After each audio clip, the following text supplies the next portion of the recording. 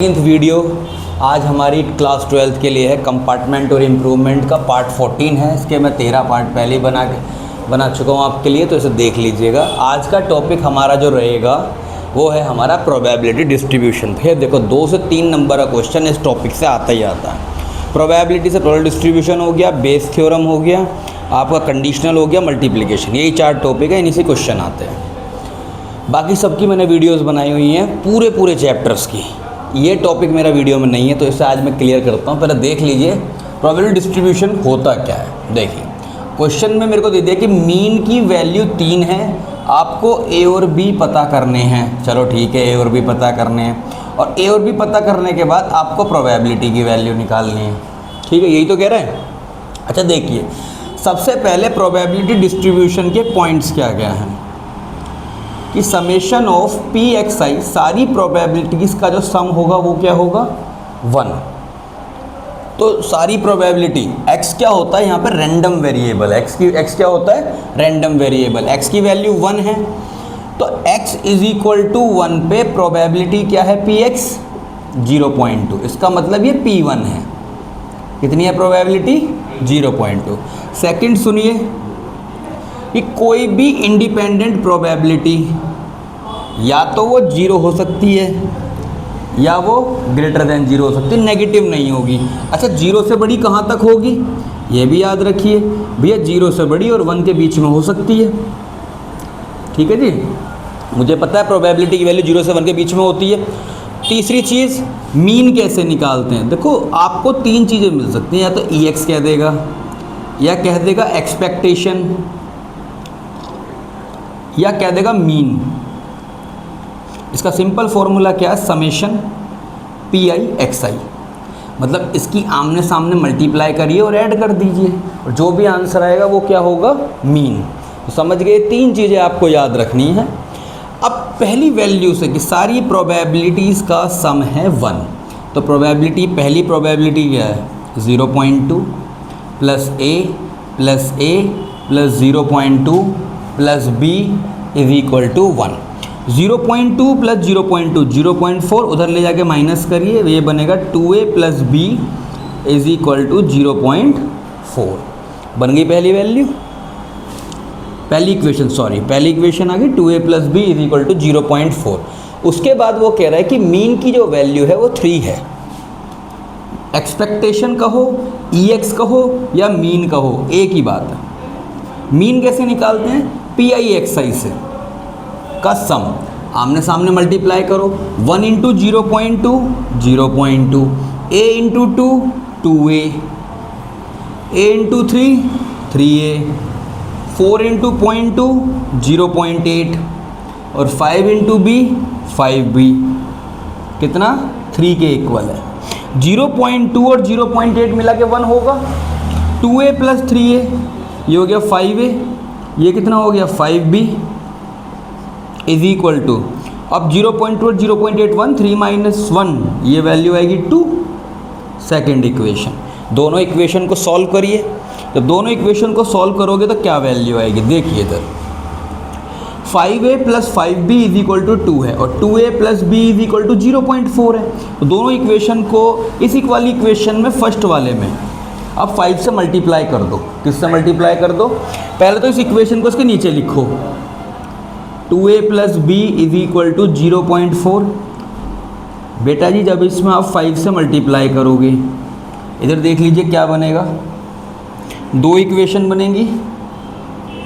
एक है 5a plus 5b is equal to 2, और दूसरी इक्वेशन 5 2 ज़ा 10a, 5 into B 5b, 5 into 0.4 ये 2 आएगा, माइनस माइनस ते माइनस, तो 2 से 2 गया, इससे ये चला गया पूरा, minus 5a is equal to 0, A की वैल्यू आएगी 0। क्या आएगी ए की वैल्यू 0। अब इस पर आ जाइए, 2a plus B is equal to 4, first equation में a को 0 पुट करो, plus b is equal to 4, तो b की वैल्यू क्या आई, नहीं 0.4 है बेटा, ये 0.4, तो यहाँ भी क्या आएगी वैल्यू, b आ गया मेरा 0.4। तो देखो ये ए और बी मांग रहा था, ए आएगा मेरा 0 और बी आएगा 0.4। अच्छा ये क्वेश्चन हुआ। अब देखिए एक वर्ड प्रॉब्लम किस तरह बनेगी। मोस्ट प्रोबेबली चांस होते हैं कि आपका इसी तरह का क्वेश्चन आता है। एक टाइप का क्वेश्चन और है, 3 टाइप हैं इसके बाद। वर्ड प्रॉब्लम में 2 चीज़ें मिलेंगी, या तो विद रिप्लेसमेंट मिलेगा या विदाउट रिप्लेसमेंट मिलेगा। अब विद रिप्लेसमेंट क्या होता है, बहुत ध्यान से सुनिएगा। विद रिप्लेसमेंट का मतलब हो गया, मान लीजिए सुबह सुबह एक आलू वाला आया, आपने उसके 100 आलू रखे थे उसके उस पर ठेली पे, आपने एक उठाया, अब उस पर कितने रह गए 99, लेकिन आपको देखा अच्छा नहीं लगा, आपने वापस रख दिया, तो अब टोटल कितने हो गए 100। आपने फिर वहाँ से एक आलू उठा लिया, तो इसे बोलते हैं विद रिप्लेसमेंट, कि पहले आपने रखा और फिर उठाया। विदाउट रिप्लेसमेंट का मतलब क्या होता है, आपने उठाया, हाथ में लिया, भाई अच्छा लग रहा है, अब वहाँ क्वांटिटी 99 रह गई, तो अगली चॉइस 99 में से होगी, इसको कहते हैं विदाउट रिप्लेसमेंट। ठीक है, जहाँ पर उठा के साइड रख दें, तो अब टोटल क्वांटिटी वहाँ कम हो गई। अगर टोटल क्वांटिटी हर बार वहाँ बराबर रहेगी तो उससे बोलते हैं विद रिप्लेसमेंट। आपने 100 में से एक उठाया, अच्छा नहीं लगा, वापस रख दिया, दोबारा 100 हो गए वहाँ पे, इसको बोलते हैं विद रिप्लेसमेंट। क्या कह रहा है ये, 2 marbles are drawn 1 by 1 with replacement, find probability distribution of number of white balls. देखिए 2 नंबर ऑफ वाइट बॉल्स नहीं, या मार्बल्स ही डालेंगे, या तो ऊपर बॉल्स कर लो या नीचे मार्बल्स कर लो, एक जगह सही कर लेना। Number of white marbles drawn. अच्छा सबसे पहले आपको ये देखना है कि यहाँ पे टोटल कितने हैं, यहाँ पे टोटल कितने हैं। अच्छा जी, आंसर में लिखो, रेड है 3, वाइट है 2। रेड की प्रोबेबिलिटी क्या है बेटा जी 3/5, और वाइट की प्रोबेबिलिटी क्या है 2/5। ये तो बात समझ में आ रही होगी। इसके बाद वो क्या कह रहा है, 2 मार्बल्स आर ड्रॉन, फिर मैं कहूँगा 2 मार्बल्स आर ड्रॉन, मैं एक ही लाइन को 3 बार पढ़ रहा हूँ, 2 मार्बल्स, 2 मार्बल निकाले हैं उसने, ठीक है। और वो क्या कह रहा है, फाइंड द डिस्ट्रीब्यूशन, किसका मांग रहा है ये बताओ, नंबर ऑफ वाइट बॉल्स। जहाँ क्वेश्चन में ये आ जाए ना पढ़ने को, नंबर ऑफ वाइट बॉल्स, तो मतलब वो होता है रैंडम वेरिएबल, कि वाइट बॉल्स का नंबर, आपके पास 2 बॉल्स हैं, वो कह रहा है प्रोबेबिलिटी डिस्ट्रीब्यूशन आपको वाइट बॉल्स का निकालना है, इसका प्रोबेबिलिटी डिस्ट्रीब्यूशन निकालना, तो इसको हम लेंगे x, इसको लेंगे रैंडम वेरिएबल। क्या लेंगे इसको, रैंडम वेरिएबल। अब बात बताइए कि जैसे आपने बॉल निकाली 2, तो ऐसा हो सकता है ना कि दोनों रेड हों तो एक भी वाइट नहीं होगी, हो सकता है ना ऐसा कि दोनों क्या हो रेड तो एक भी वाइट नहीं हुई, तो इस केस में रैंडम वेरिएबल की वैल्यू क्या होगी 0। ऐसा हो सकता है एक रेड और एक वाइट हो, ऐसा हो सकता है दोनों वाइट हो, ये हो सकती है ना चीज़ें, इसको ही कहते हैं रैंडम वेरिएबल। इसके अगेंस्ट जो प्रोबेबिलिटी निकालते हो उसको बोलते हैं प्रोबेबिलिटी डिस्ट्रीब्यूशन। आपने निकाली probability when x is equal to 0, तो ये लिखने का तरीका होता है कि x इज इक्वल टू 0 पे क्या प्रोबेबिलिटी आएगी। अब बताइए क्या आएगी, अगर x इज इक्वल टू 0 पे आप प्रोबेबिलिटी निकाल रहे हो तो दोनों बॉल्स कैसी होंगी, वाइट तो एक भी नहीं है, 0 का मतलब ही क्या है कि no white ball, then both the balls are, that means probability that 2 drawn balls are red, दोनों बॉल कैसी हैं रेड। और कह रहा है विदाउट रिप्लेसमेंट है, without with replacement, sorry with replacement है, तो टोटल नंबर हर बार सेम रहेगा। तो मान लीजिए उसने एक बार उठाकर देखा पहली बॉल वापस रख दी, फिर दूसरी उठाई वो भी उसके हाथ में क्या आ गई रेड ही आई, तो रेड की प्रोबेबिलिटी 3/5 इंटू 3/5, आंसर क्या हुआ इसका 9/25। मतलब समझ में आया इसका। अगर ये होता है यहाँ पे विदाउट रिप्लेसमेंट तो मैं 3/5 करता, बॉल साइड रख ली, अगर जब मैंने बॉल साइड रख ली तो अब वहाँ पे रेड कितनी बची 2 और टोटल कितनी बची 4, तो अगला क्या आता 2/4 आता। समझ गए बात को। अब किसकी मांग रहा है, x इज इक्वल टू 1 पे मांग रहा है। जब आपसे x इज इक्वल टू 1 पे मांग रहा है तो वो कह रहा है 1 रेड एंड 1 वाइट। लेकिन इसका तरीका क्या हो सकता है, उसने कहीं भी ये नहीं कहा कि पहली रेड ही होनी चाहिए पहली वाइट ही होनी, कहा कि एक वाइट है और एक रेड है, तो वो इस तरीके से आता है फर्स्ट रेड, 2 बॉल निकाली ना उसने, first red and second white, एक तो ये तरीका हो सकता है। और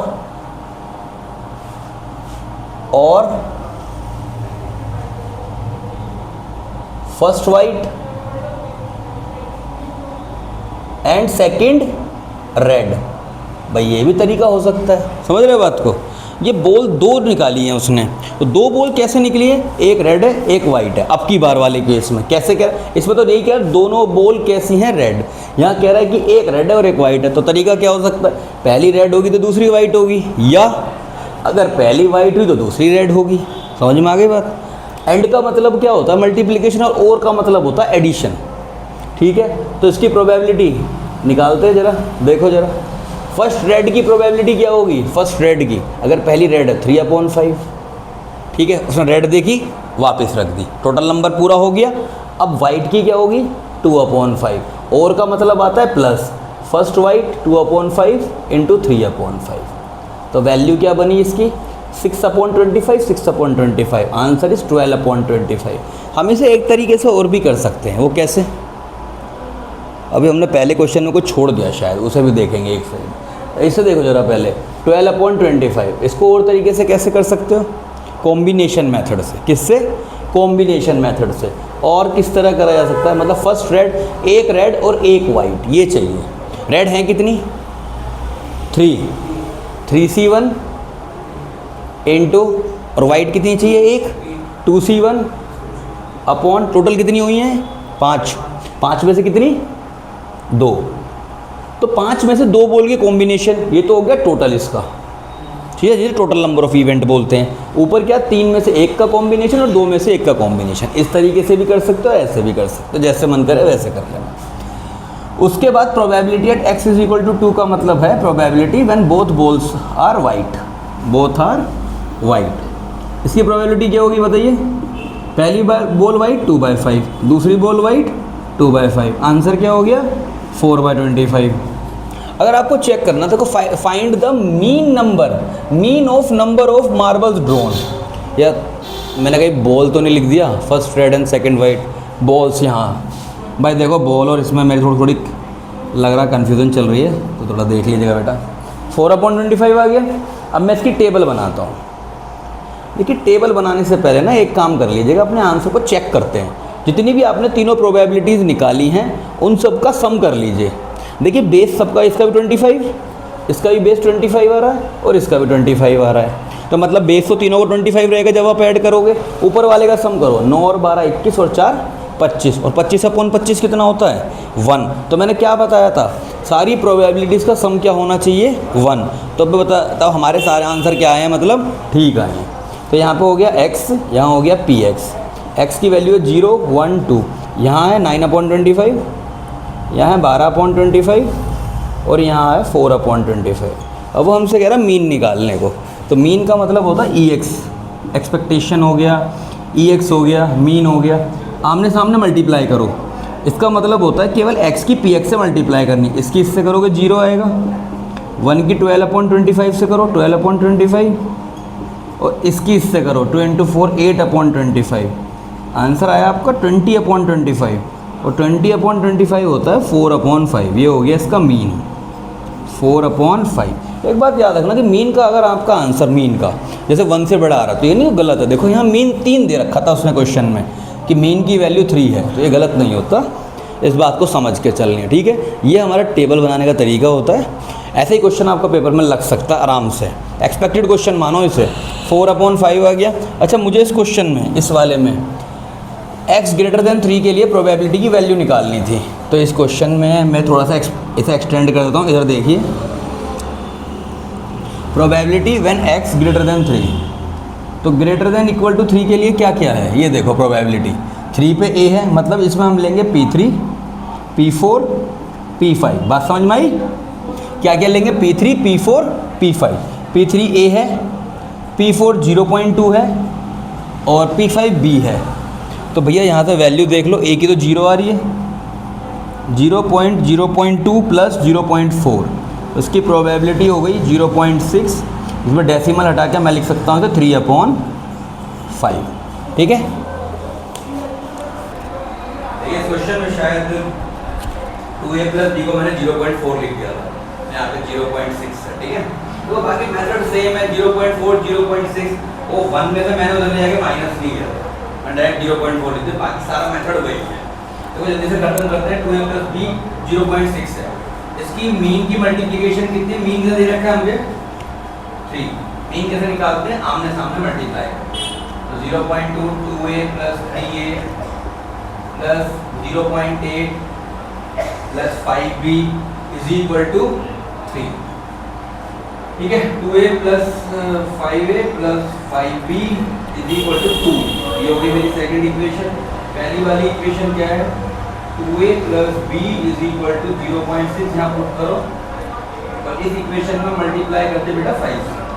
तो एक इक्वेशन तो बनी मेरी 5a plus 5b is equal to 2 और दूसरी इक्वेशन बनेगी 10a plus 5b is equal to 3। Solve करिए। तो ये वैल्यू आ गई -5a is equal to -1। a की वैल्यू 1/5 और a को मैं बोलूँगा 0.2। अब निकालते हैं b की वैल्यू। जहाँ पे मैंने लिखा 2a प्लस b कितना है 0.6। तो सॉल्व करूँगा इसे 0.2 पुट करके, तो b की वैल्यू भी आएगी 0.2। a आ गया 0.2, b आ गया 0.2, दोनों वैल्यूज आ गई। तो आपसे क्या कह रहा है, प्रोबेबिलिटी निकालनी है आपको x greater than equal to 3, मतलब P3 P4 P5 ये तीनों निकालनी है।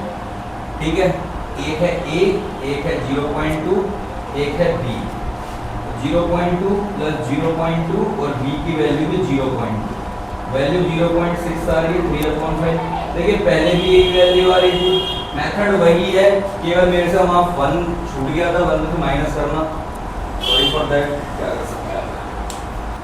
देखिए 2023 कंपार्टमेंट में और 2023 मेन पेपर में एक में ये क्वेश्चन आया है CBSE के।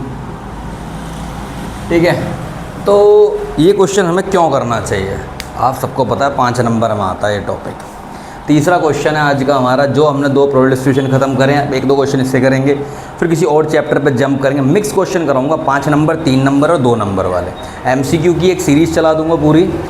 MCQ के मैं शॉर्ट्स भी डालता रहता हूँ, तो आप उन्हें देख लीजिए।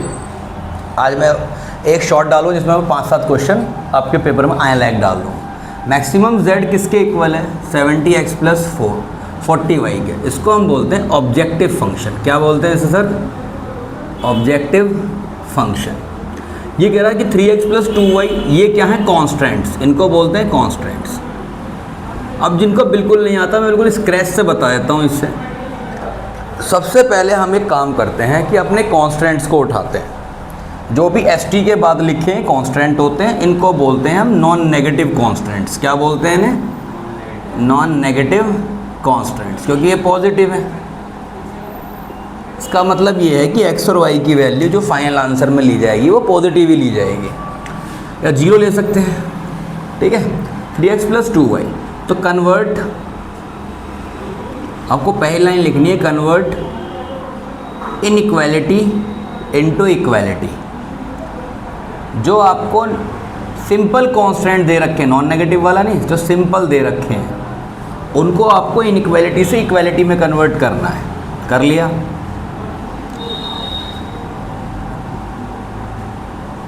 अब हमने क्लास 9th में पढ़ा था लीनियर इक्वेशन इन 2 वेरिएबल में कि हम सॉल्यूशन कैसे निकालते हैं। अगर कोई भी लीनियर इक्वेशन इन 2 वेरिएबल दे रखी है तो उसके इन्फानाइट सॉल्यूशन होते हैं। कितने सॉल्यूशन होते हैं उसके, इन्फानाइट। हम निकालने की कोशिश करते हैं सर। ये है x y, तो पहला सॉल्यूशन लिखिए, y अगर 0 होगा तो x होगा 3। ठीक है, y अगर 3 होगा तो x होगा 1। चेक कर लीजिए। ठीक है, 2 सॉल्यूशन निकाल लिए। अब पॉइंट वाला सॉल्यूशन नहीं निकाला मैंने, नॉर्मल सॉल्यूशन निकाला जो नेचुरल निकल सकते हैं इसके आराम से।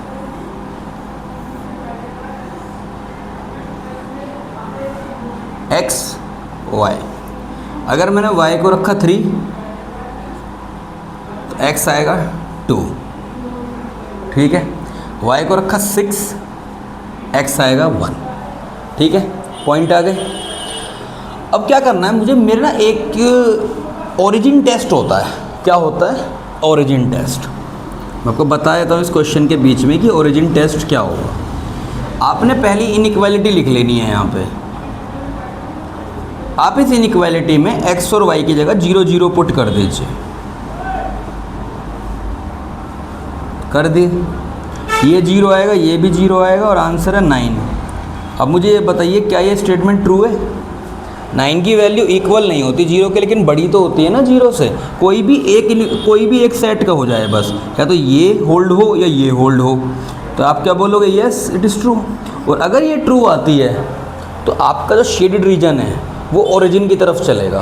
तो ऐसा आप क्या बोलोगे? अगर ये ट्रू है तो shaded region is towards the origin. अभी मैं आपको लिख के बना के भी दिखाऊंगा कि मेरा मतलब क्या है बोलने का, टूवर्ड्स द ओरिजिन से। आप इसमें ओरिजिन टेस्ट लगाइए, 3x + y less than equal to 9 में 3 × 0 + 0 less than equal to 9, again वही आएगा। ये भी ट्रू है तो ये भी टूवर्ड्स द ओरिजिन होगा। अब मैं ग्राफ बनाता हूँ इसका। तो ग्राफ जब भी आप बनाओ तो केवल फर्स्ट क्वाड्रेंट को बनाइए, उसमें सेकंड थर्ड की ज़रूरत ही नहीं है। 1 2 3 4 5 6 1 2 3 4 5 6। पहला पॉइंट क्या है सर? पहली लाइन का 3,0, ये हो गया पहला पॉइंट।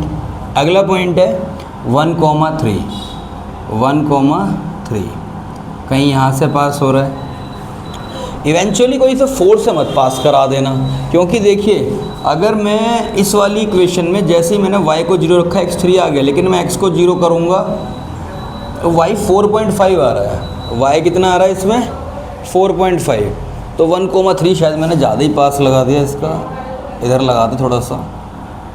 ऐसे ही पास नहीं करा देना, इस तरीके से पूरा अच्छी तरह लाइन ड्रॉ हो गई, ठीक है। आप ये भी देखेंगे कि आपकी जो इन इक्वेशन में इनइक्वालिटी जो बन रही है उसमें इज इक्वल टू अगर है तो आपकी लाइन जो जाएगी लाइंड वाली जाएगी, मतलब डॉट नहीं होंगे। लेकिन अगर वो केवल लेस देन कह रहा है तो यहाँ डॉटेड लाइन बनेगी। डॉटेड लाइन का मतलब होता है कि इज इक्वल टू वाले सॉल्यूशन उस पर नहीं आते। इज इक्वल टू वाले मतलब क्या होगा?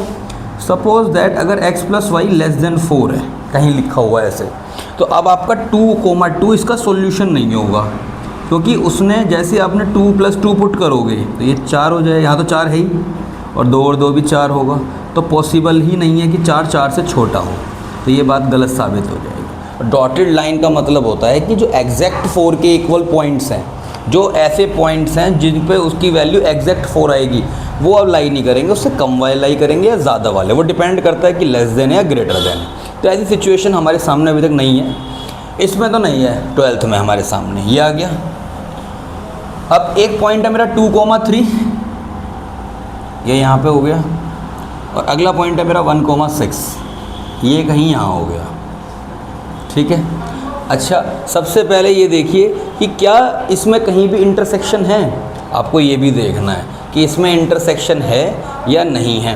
तो एक पॉइंट और अगर मैं देखूँ इसका, कि जब मैं इस लाइन को यहाँ से पास कराऊँगा इस तरीके से, तो ये यहाँ से पास होगी, ऐसे हो गई पास। तो दोनों का एक कॉमन पॉइंट है 3,0। अच्छा, अगर मैं x की वैल्यू को यहाँ बच्चा 3 रखता हूँ तो देखो y 0 ही आएगा यहाँ पे, तो 3,0 दोनों का कॉमन पॉइंट हो गया। तो अब ये कहाँ टकराएगी जाके, बाउंडेड कहाँ पे होगी, ये भी पता करना है मुझे कि कहाँ टकरा रही है, y पे कहाँ टच कर रही है। जहाँ ये y पे टच करेगी वहाँ पे x क्या होगा? 0। तो इसमें पुट करिए x को 0, तो y क्या आएगा? 9। y क्या आएगा? 9। y की वैल्यू कहीं और ऊपर जाके ये 9 आ रही है यहाँ पे, ठीक है। तो मैंने पॉइंट मेंशन कर लिया 0,9। क्या मेंशन करा? पॉइंट 0,9। ये वाला पॉइंट क्या है? 3,0। ये वाला पॉइंट क्या आ रहा था यहाँ पे, जहाँ पे टच कर रहा है इसे, ये टच कर रही है लाइन ये वाली, तो इस पर आप x को 0 पुट कर दो अगर y पे पॉइंट आ रहा है। जब आप x को 0 पुट करोगे इसमें, लो यहाँ पे बना लो पॉइंट, तो y आएगा 4.5। क्या आएगी वैल्यू? 4.5। अब जहाँ पर आपका रीजन बाउंड हुआ है भैया, नेगेटिव में मत लेके जाना इधर, क्योंकि उसने कहा है कि x और y दोनों की वैल्यू पॉजिटिव होगी, तो पॉइंट सारे के सारे फर्स्ट क्वाड्रेंट तक आएंगे। तो ये रीजन क्या है? अब देखिए दोनों के रीजन में ही क्या कह रहा है? Less then. यहाँ भी लेस देन कह रहा है, यहाँ भी लेस देन कह रहा है, दोनों तरफ लेस देन कह रहा है। लेस देन का मतलब क्या है कि इसका रीजन अंदर की तरफ होगा। देखो ये भी अंदर आएगा, अगर ये ग्रेटर देन कहता तो क्या होता? ये बाहर की तरफ। अब देखिए जो मैंने बताया था कि जब ये ओरिजिन टेस्ट पास हो जाएगा तो जो आपका बाउंडेड रीजन होगा वो टुवर्ड्स द ओरिजिन होगा। तो ओरिजिन तो यहाँ होता है ना, तो आपका रीजन किसकी तरफ चलेगा? ओरिजिन की तरफ। और लेकिन अगर ये फॉल्स हो गया टेस्ट तो आउटसाइड द, मतलब क्या कहाँ जाएगा ये? Away from the origin. तो दोनों देखिए ओरिजिन, ये भी ओरिजिन की तरफ आ रहा है एरिया, मतलब ये अंदर तक आएगा एरिया।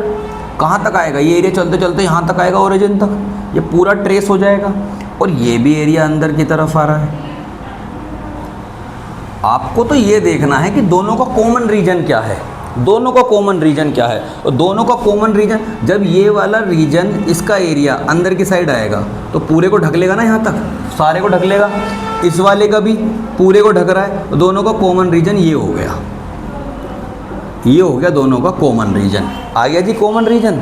जो कॉमन रीजन के पॉइंट्स होते हैं जो कि उसे, जैसे ये 3 पॉइंट हैं, ये कॉमन रीजन के वो पॉइंट हैं जो कॉर्नर्स पर आ रहे हैं, तो इनको हम कॉर्नर पॉइंट बोल देते हैं। क्या बोल देते हैं इनको? Corner point. ठीक है, एक ये हो गया पॉइंट, एक ये हो गया पॉइंट, एक ये। अब इस तरह से भी देखते हैं कि जहाँ पे लाइन में टर्न आ रहा हो, देखो यहाँ तक सीधी लाइन जा रही थी, फिर यहाँ टर्न आ गया, फिर यहाँ टर्न आ गया, तो ये तीनों पॉइंट क्या हो गए आपके? Corner point. अब यहाँ पे हमें क्या निकालना है? Once we get the corner point, मैंने लिखा यहाँ पे कॉर्नर पॉइंट, यहाँ लिखा z। z क्या है? 70x + 40y।